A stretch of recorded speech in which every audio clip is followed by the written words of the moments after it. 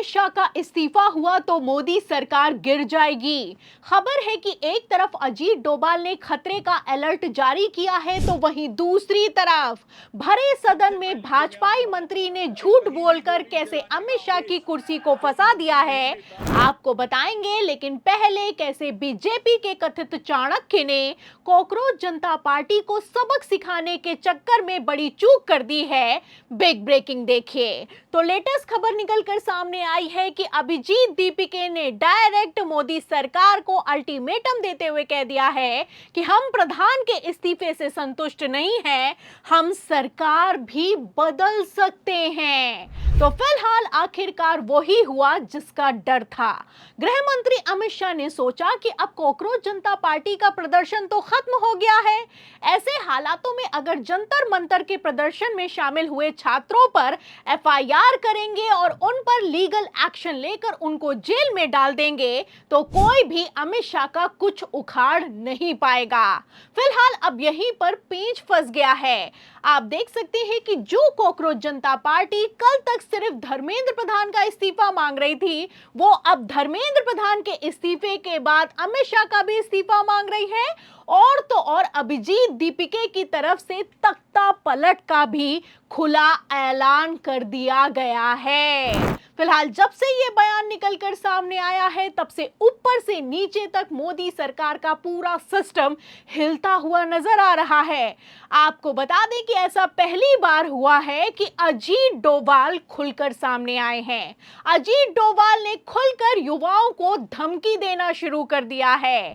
प्रधानमंत्री नरेंद्र मोदी के राष्ट्रीय सुरक्षा सलाहकार अजीत डोभाल का कहना है कि आजादी का मतलब ये नहीं है कि जो मन में आएगा वो करोगे।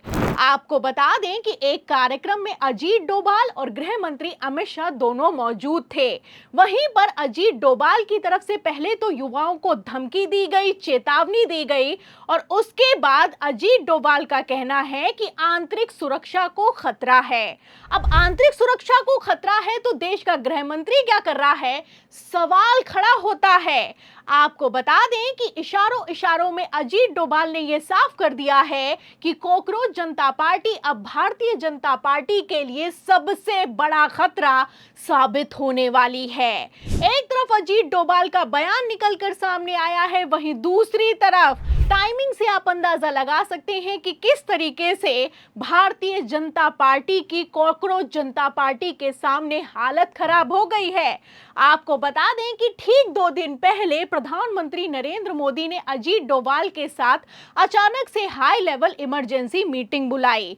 इस मीटिंग में क्या हुआ किसी को कुछ नहीं पता है। फिलहाल बिग ब्रेकिंग चलाई जा रही है कि नेशनल सिक्योरिटी को लेकर डिस्कशन हुआ है और तो और पीएमओ तक हड़कंप मच गया है। तो यहाँ पर कोई बाहरी खतरा नहीं है, आंतरिक खतरा है। और आंतरिक खतरा किससे है? कॉकरोच जनता पार्टी से खतरा है। खतरा नेशनल सिक्योरिटी को नहीं है बल्कि भारतीय जनता पार्टी को खतरा है। और कितना खतरा है इसका अंदाजा आप इस बात से लगा सकते हैं कि जब मोदी सरकार 12 सालों में पहली बार झुकने के लिए मजबूर हो गई है, ऐसे हालातों में होने को तो कुछ भी हो सकता है। तो आप देख सकते हैं कि एक तरफ गृह मंत्री अमित शाह ने कॉकरोच जनता पार्टी से बदला लेने के लिए वादा खिलाफी की, वहीं दूसरी तरफ पूरा खेल उल्टा पड़ता हुआ नजर आ रहा है। आलम तो यह हो चुका है कि गृह मंत्री अमित शाह सदन की कार्रवाई में जाने की हिम्मत नहीं जुटा पा रहे हैं। इतना ही नहीं, अमित शाह को डिफेंड करने के लिए मंत्रियों की फौज को सदन में उतार दिया गया है और तो और भाजपाई मंत्री ने तो अमित शाह को बचाने के लिए भरे सदन में झूठ तक बोल दिया है।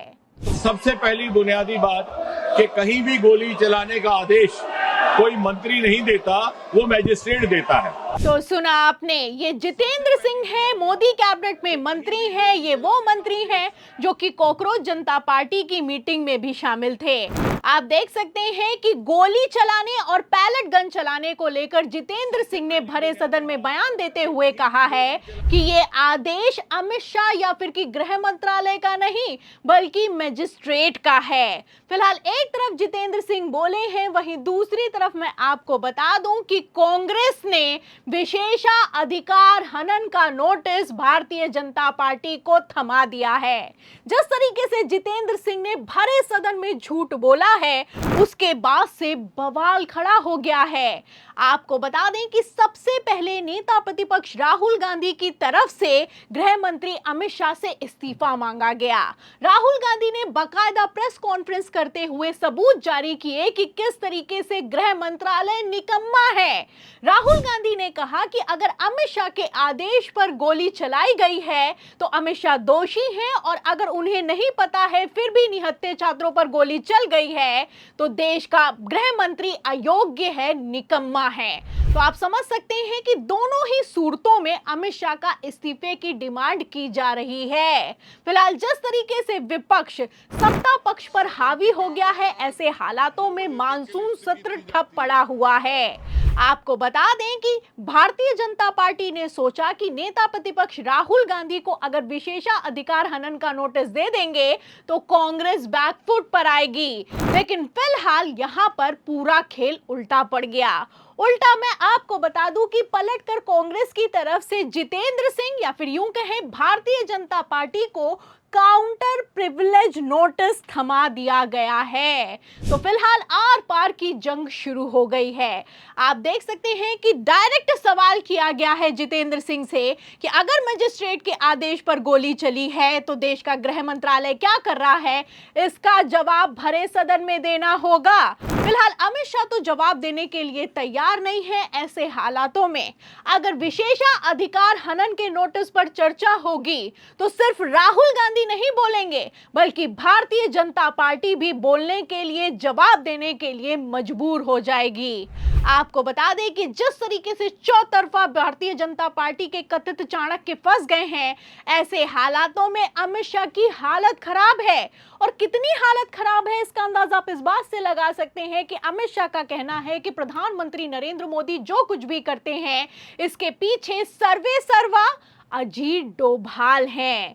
तो फिलहाल अजीत डोभाल ने तो हाई अलर्ट जारी कर दिया है। अजीत डोभाल ने कॉकरोच जनता पार्टी से भारतीय जनता पार्टी को होने वाले खतरे को भी भांप लिया है। आपको बता दें कि जिस तरीके से प्रधानमंत्री नरेंद्र मोदी खुलकर सामने आकर डिफेंड करने में जुटे हैं, ऐसे हालातों में इतना तो साफ हो चुका है कि अमित शाह की चूक के चलते पूरी भारतीय जनता पार्टी खतरे में पड़ गई है। फिलहाल गृह मंत्री अमित शाह तो सदन से गायब हैं, लेकिन कब तक गायब रहेंगे और क्या इस बार प्रधानमंत्री नरेंद्र मोदी अमित शाह को डिफेंड कर पाएंगे? इन सभी सवालों के जवाब में पूरी रिपोर्ट पर आपको क्या लगता है? क्या अमित शाह का इस्तीफा हुआ तो मोदी सरकार का तख्ता पलट होगा? जो भी आप सोचते हैं हमें कमेंट बॉक्स में जरूर लिखें। वीडियो को ज्यादा से ज्यादा शेयर करें, हमारे चैनल को लाइक करें, सब्सक्राइब करें, ज्वाइन करें। फिर मिलते हैं अगली खबर के साथ, तब तक के लिए धन्यवाद।